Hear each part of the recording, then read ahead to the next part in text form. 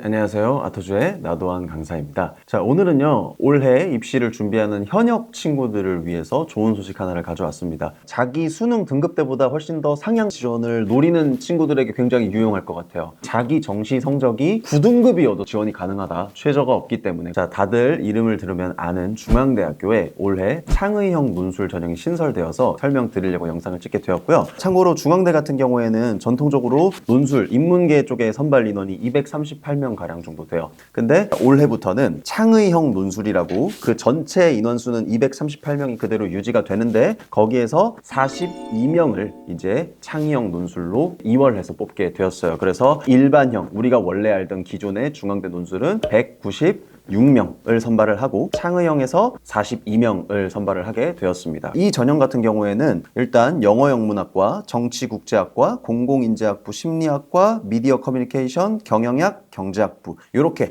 7개의 모집단이 선발을 하고요. 요거에 대해서 특징을 간단하게 말씀을 드리자면 1번 현역 친구들만 지원을 할 수 있다는 점. 그래서 재수, 삼수, 사수인 친구들, N수생들은 지원이 불가능하다는 점. 두 번째, 수능 이전의 시험이 있다는 점이에요. 정확한 일자를 발표하지는 않았지만 보통은 9월 말이나 10월 중순쯤에 수능 이전에 시험을 치는 학교들이 시험을 보는데 지금 이 중앙대 창의형도 그 시기쯤이 될 것이라고 예상이 됩니다. 창의형 논술 같은 경우에는 지금 학교 측에 오피셜하게 올라와 있는 자료가 그렇게 자세하게 설명이 되어 있진 않아요. 어떤 식으로 문제를 내겠다 이런 것들을 구체적 지침으로 발표하지는 않았습니다. 하지만 나와 있는 정보를 통해서만 선생님이 유추를 해보자면 우리가 원래 알고 있던 중앙대 논술이 인문사회, 경영경제 이렇게 크게 두 가지의 모집 단위로 나뉘어서 1, 2번은 서로 문제가 공통되고 3번 문항이 인문사회 쪽 모집 단위는 언어 논술, 경영경제 쪽 지원한 친구들 같은 경우에는 수학 논술 문제를 풀었었죠. 근데 그 패턴이 똑같이 창의형에도 적용이 되고 있어요. 그래서 인문사회 모집 단위는 언어 논술로만, 경영경제 쪽 모집 단위에는 수학 논술이 포함되어 있다라고 얘기를 하기 때문에 창의형 논술에서도 기존 일반형 논술에서 나오는 1, 2번 공통의 3번 문제가 모집 단위에 따라서 언어 논술일 수도 있고 수학 논술일 수도 있는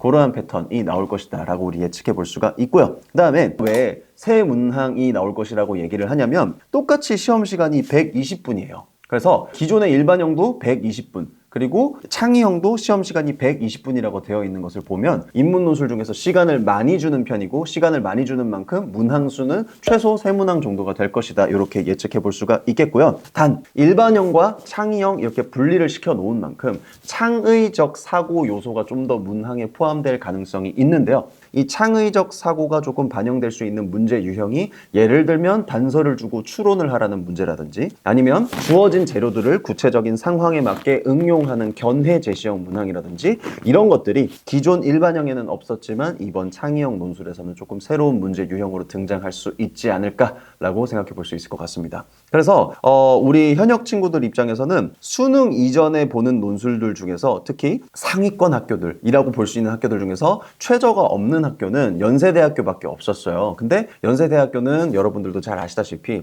최저는 없지만 문제 자체에 긴 영어 제시문이 들어가 있고 그 다음에 수학 문제 해결 능력도 요구를 하기 때문에 영어가 조금 어렵거나 수학이 조금 안 되는 친구들 입장에서는 상향 지원 카드로 노리기가 조금 어려웠죠. 하지만 중앙대 논술 같은 경우는 특히나 경영 경제 쪽을 지원하지 않았을 경우에는 오로지 언어 논술로만 승부를 볼 수 있는 부분이기 때문에 우리 올해 현역 학생들한테 조금 더 도전해 볼 법한 그런 카드가 한 장 생겼다. 이 소식을 전달드리고 싶었습니다. 자, 그래서 여러분들 자세한 이 학교 측에 관련된 이 설명을 듣고 싶으시다면 다음 영상에서 선생님이 중앙대학교 논술의 특징이라든지 아니면 중앙대학교에서 고득점을 받기 위해서는 어떠한 부분들 주의해야 되는지 추가적인 영상을 촬영해 주도록 하겠습니다. 감사합니다.